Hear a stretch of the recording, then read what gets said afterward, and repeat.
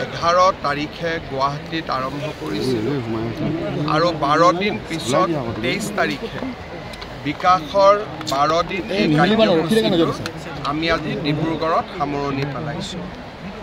এই সময়ছোৱাত অসমৰ 20 লাখ লোকক আমি নতুনকৈ ৰেচন কাৰ্ড দিব পাৰিলোঁ। বানপানীত ক্ষতিগ্ৰস্ত 6 লাখ লোকক আমি সাহায্য আগবঢ়াব পাৰিলোঁ।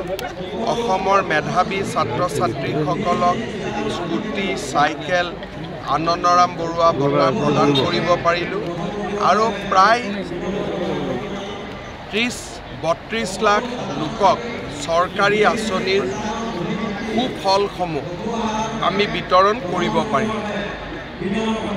মই আশা কৰিছোঁ যে এই আঁচনিসমূহে দৰিদ্ৰজনক সহায় কৰিব, মধ্যবিত্তজনক সহায় কৰিব আৰু সকলোকে আগবাঢ়ি যাবলৈ প্ৰেৰণা যোগাব। বিকাশৰ 12 দিন অনুষ্ঠানৰ সামৰণিৰ পিছত মই অসমবাসী ৰাইজক পুনৰ এবাৰ ধন্যবাদ জনাইছোঁ আৰু নতুন বছৰৰ শুভেচ্ছা জনাইছোঁ। আজি ডিব্ৰুগড় কেবিনেটখন ডিব্ৰুগড় স্পেচিফিক নহয়।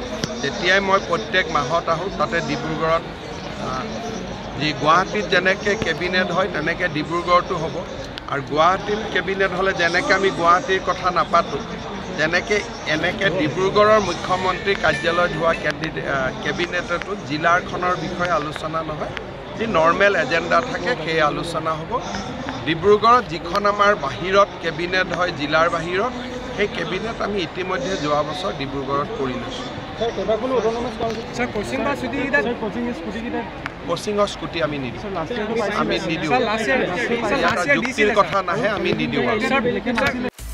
আপুনি বিচৰা বাতৰি পাব কেৱল নিউজ 18 এপত। নিউজ 18 এপ ডাউনলোড কৰিবলৈ স্কেন কৰক এই QR কোড। গুগল প্লে ষ্টৰতো পাব এই নিউজ 18 এপ।